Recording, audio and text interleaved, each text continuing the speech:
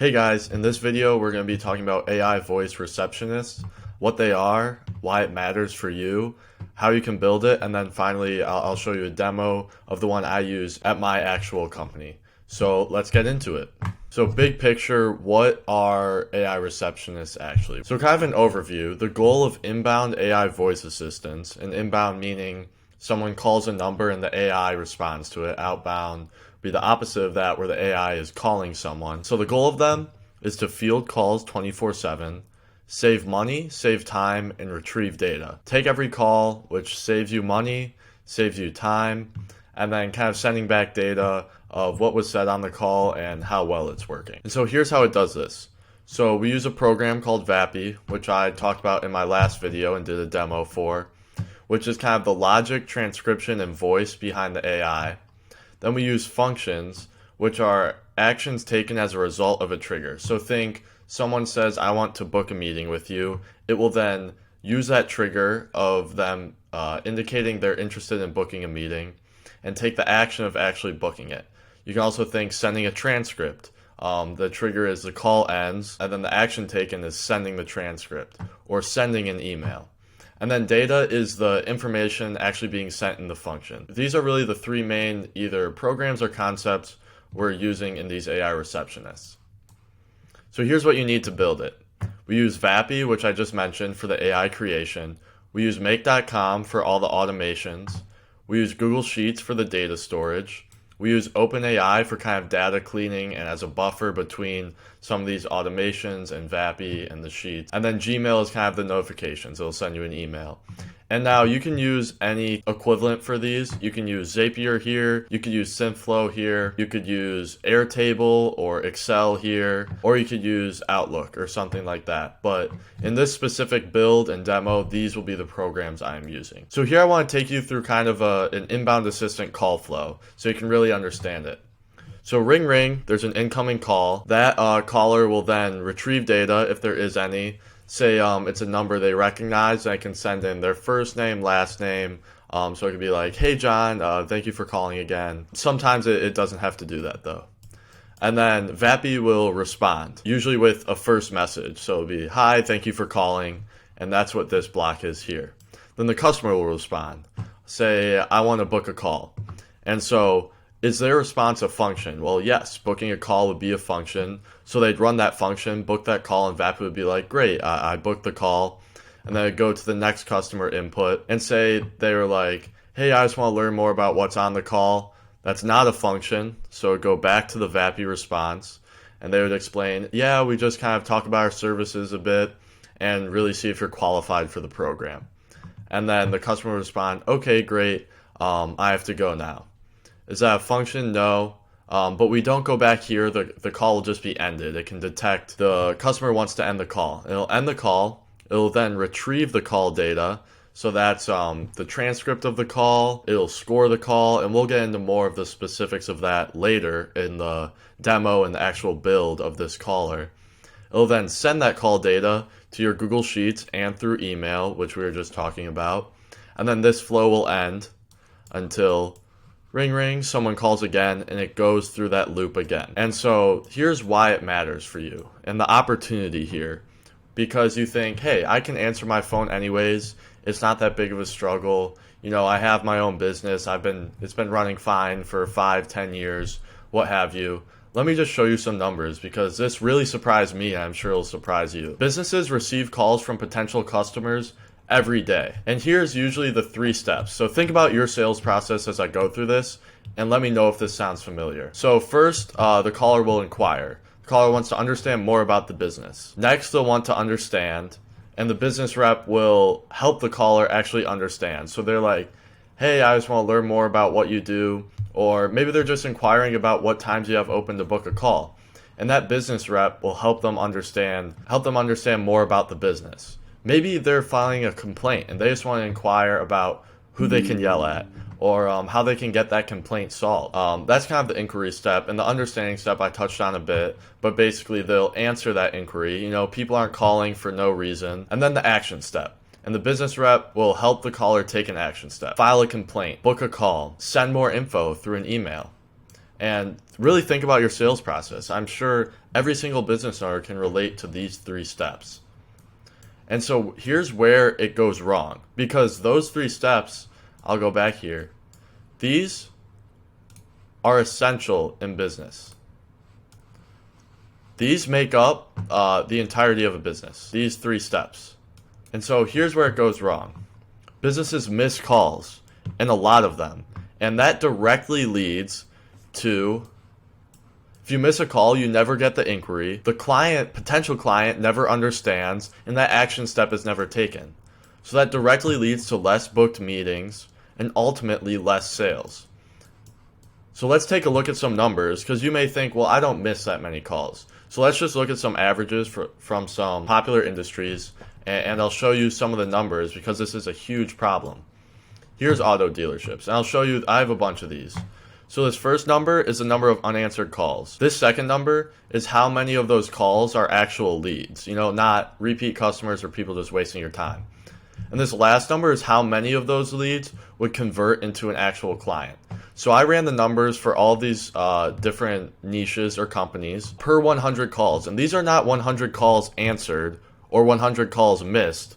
These are per 100 calls your business gets. A lot of businesses get 100 calls a week, maybe even 100 calls a day. And so if you're an auto dealership, every 100 calls, you lose 3 clients. Once again, those aren't just 100 unanswered calls. Those are every 100 calls that your main business phone line gets, you lose 3 clients. Because you're missing these calls, which are leads, which are conversions. Senior living, you lose 2 clients per 100 calls. If you're in one of these businesses, I want you to think how much money 3 clients is. If you're an auto dealership, that could be 90 grand in revenue for 3 $30,000 cars. Think about that. Auto service centers, 4 clients lost per 100 calls. Telecom, 4 clients lost per 100 calls. Banks, 5 clients lost per 100 calls. Cruise lines, 2 lost per 100 calls. Dental, you lose about 3 clients per 100 calls. Hospitals, about 5 clients lost per 100 calls. Home services, 4 clients per 100 calls. Insurance, 3 clients per 100 calls. PT, 3 clients lost per 100 calls. Senior care, 2 clients lost per 100 calls. So now that we know what the problem is, let's make the solution. And so here's where I'll get into the actual demo. So this is the voice assistant that I made for my own company, Rose AI. And it has a couple of functions, and it really uses 4 programs, as we mentioned before. And I'll take you through Vapi. In my last video, I did more of an in-depth walkthrough with Vapi, so I'll just go over the main points that I have. So first, up here, you have the cost, which is pretty cheap. This comes out to about 10 bucks an hour, so it's pretty much below minimum wage. It's for sure way cheaper than hiring someone for it, because they're not actually taking calls 24/7, where these are. They're only charged for when they're working. And then the latency, which is how long it takes to respond, is about a second. And you'll see how long, it doesn't feel very long in a conversation, and you'll see that later on. So my first message is just, hey, thank you for calling. What can I help you with? And then it'll take them through here. And I built this out to give an intro of what our company does, an overview of the services, see if that's something they need. If they want to book a call, and they mention they want to book a call, it'll actually book the call for me within my Go High Level account, and then kind of take them through the next steps. Here in this prompt, I also provided an example interaction between the receptionist and a potential caller. So I never miss any calls for my business. I get meetings booked on autopilot, all because of this, for super cheap. So let me take you through some of the other settings I have. For my transcriber, I use DeepGram Nova 2. For the voice, I use 11 Labs Sarah. This is probably my favorite voice. And then the model is 11 Turbo V2. Then I have all these disabled: stability 0.5, clarity and similarity 0.75. And then these I don't focus on those too much. Here in the functions, I do have a booking function. And I'll get more into this when we go to make.com with how it actually books calls. But that's the only function I have. And then I also have the end call function. And then here in the advanced tab, the silence timeout, I have about 27 seconds. I would always recommend keeping this under 30. 10 seconds is fine. I just keep these delays at default. You can turn these down to 0. I haven't found it makes that much of a difference. Interruption threshold, I always recommend keeping at 2. If you watched my last video, you know this, but this is really important.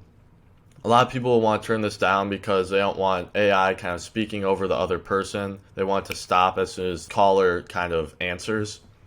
And so what this actually does is if you cough on an assistant and the interruption threshold, which is how many words the caller needs to say for the AI to stop talking, if that's at 1, then if you cough, the AI will stop and it'll really trip it up. So I like to keep that at 2. Max duration, I have this, I'll turn this down a bit. 600 seconds is about 10 minutes. There's really no reason that call should go over that. And then down here for server URL, once again, I'll show you more about this in Make, but this is how we send all the data like I was talking about before. For my voicemail message, I'm just saying you've reached the Arose AI voicemail. Please leave a message. And then the end call is thank you for contacting Arose AI. Have a great day. But actually, I'm gonna delete this. If you leave this blank, the AI will kind of end it with whatever it thinks it should say within the flow of the call. And then here in this analysis tab, we have a bit more. So this is for the summary, and then you can prompt it how to summarize it. I like kind of taking down the main points and turning it into bullet points instead of a block of text or a paragraph, and removing any fluff, because say you get 10 calls in an hour, you don't have time to read all the summaries. You just kind of want the bite-sized chunks of what to focus on. And then the success evaluation is really cool.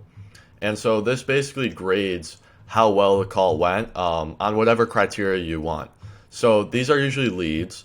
So I said, you're an expert call evaluator. Just gauge the interest of the client based on the call transcript and their eagerness to work with us. Grade on a scale of 1 to 10. 1 being the prospect is not interested at all. They hate us and they hung up on us.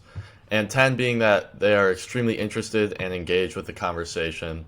And usually that means they booked a call. For the rubric, I said scale of 1 to 10. And so when I do get all those calls, I look at the Google Sheet, I kind of know what to focus on. Or if I get an email, it'll say lead score 8 or 9. I know I should probably follow up with that person pretty quick because they're a pretty hot lead. If they're a 1 or 2, I know I shouldn't really waste my time with them. And so that's it for all the stuff actually set up within Vapi. So now we'll head over to Make, and I'll show you how to actually use those functions, book calls using Go High Level, and send data. And so here we are inside Make, and this caller actually only uses 2 different Make functions.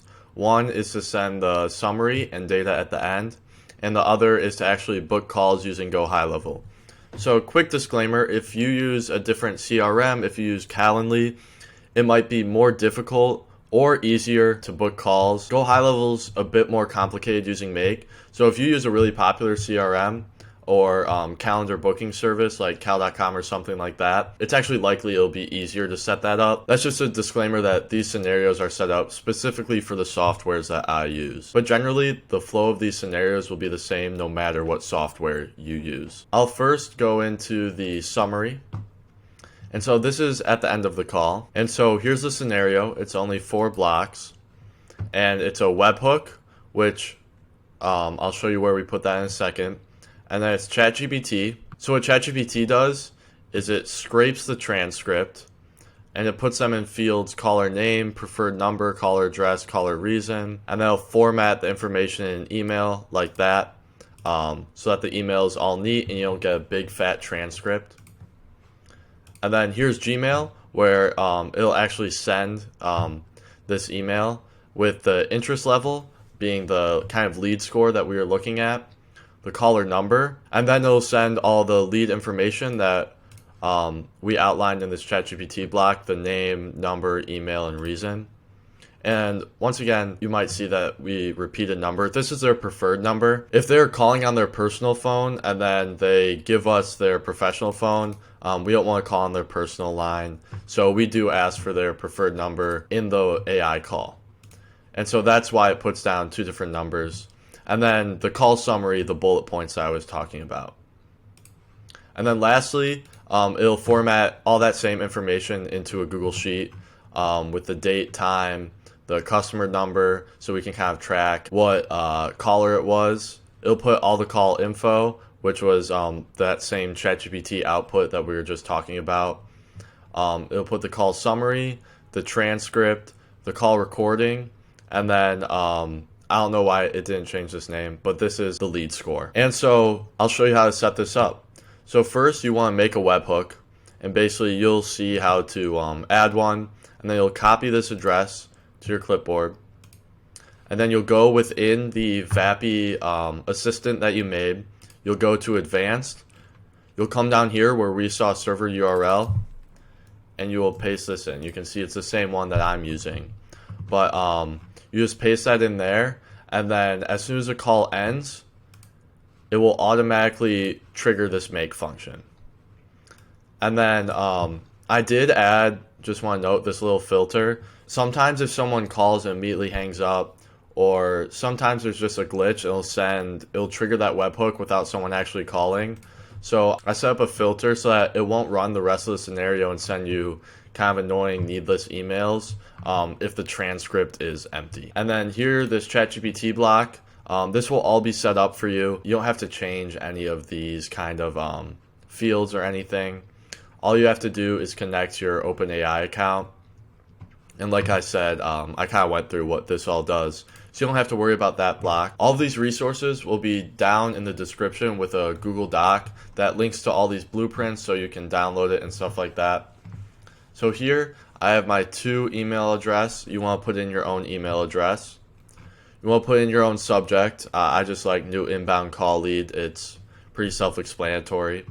And then the content, you can keep the same. And also feel free to edit any of this stuff if you want different variables, if you want ChatGPT to scrape for different things. This is just how I like it set up.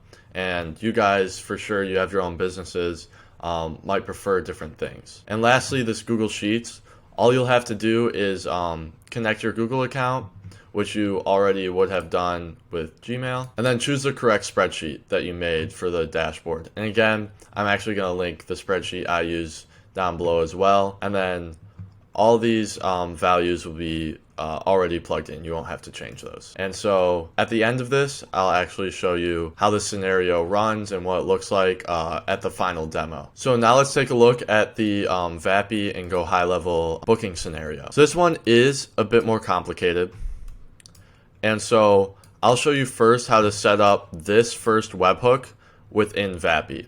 So again, you'll want to create another webhook, click add, copy it to your clipboard, and then you want to go back in Vapi, and you'll want to go to functions.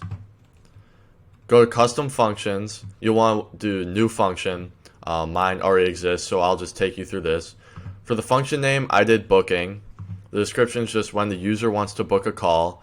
And so what these kind of do is lets the AI know, hey, I'm looking for, if someone said something along the lines, hey, am I able to book a call with you guys? How can I book a call with you guys? What times you have available to talk?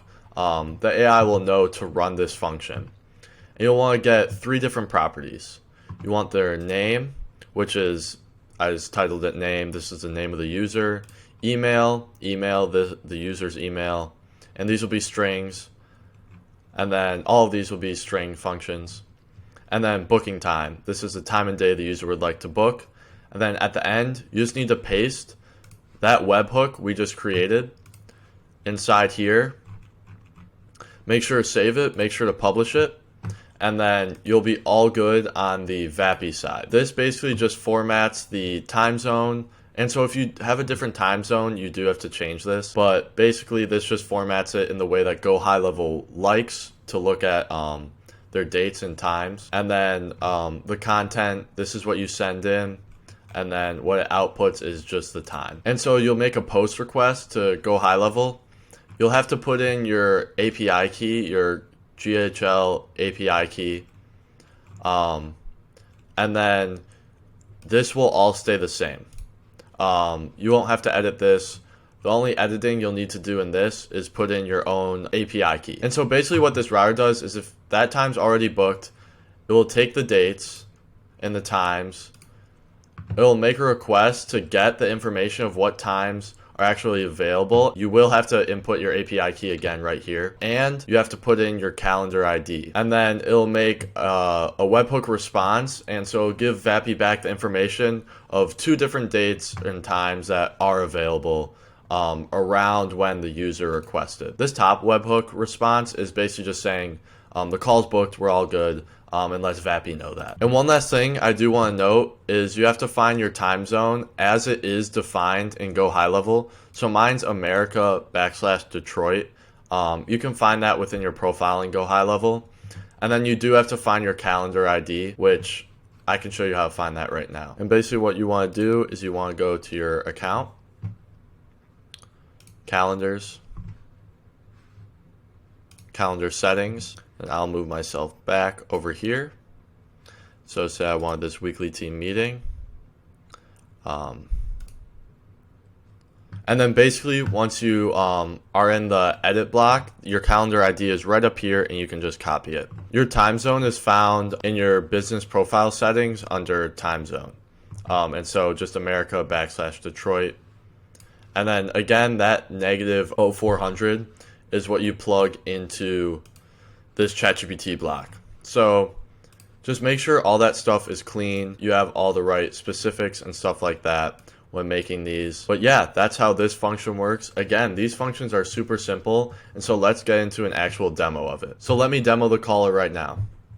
Call a Rose AI demo.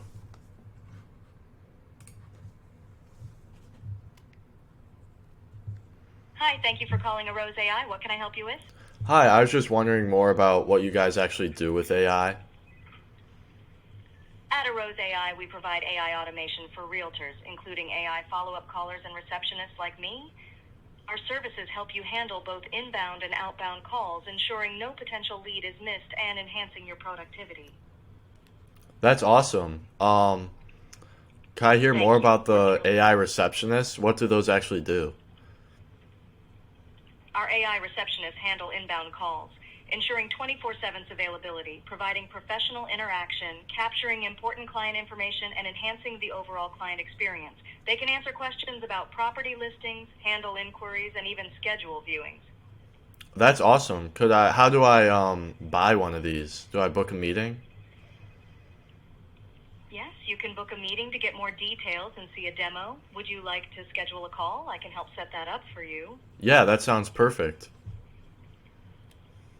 Great. Can I have your name, email, and preferred time and date for the call? I'll get it scheduled for you. Yeah, my name's Tommy. My email is tommy@arose.ai. And does tomorrow at 6 p.m. work for you guys? Just a sec. It looks like 6 p.m. tomorrow isn't available. Would either 5 p.m. or 7 p.m. work for you? Yeah, I think 5 p.m. works just fine. Just a sec.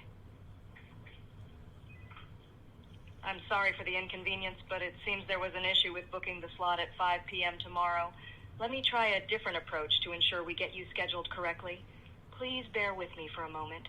Yeah, does Monday work for you guys better? Sure. Does Monday at 3 p.m. or 4 p.m. work for you? Yeah, Monday at 3 p.m. sounds perfect. And so that was the call. Pretty sure this info should come through. There we go. So here's our lead score of 9, the call recording, the transcript of that entire call, the call summary, the caller info, my number that I called from, and the current date and time. And so now, if we look at my Gmail, you can see I just got a notification for the call being booked, and that is the lead information. So I'll actually show you those emails right now. So I know it's not formatted so pretty, but here's all the information from that call lead, and you can format this a bit better. And so interest level 9, which immediately shows up first on your phone, so you know the number it called from, the preferred number. I didn't give a preferred number. My email, the call reason, and all of that. And then here's the kind of summary, is all of this. It's actually formatted a lot better. You can see if you go to the Google Sheet, it's a bit more digestible. But this is really just to let you know that someone was interested and really let you know about that interest level as soon as you can.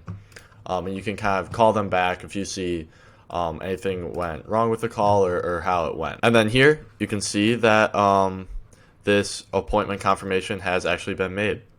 And so that's it for this demo.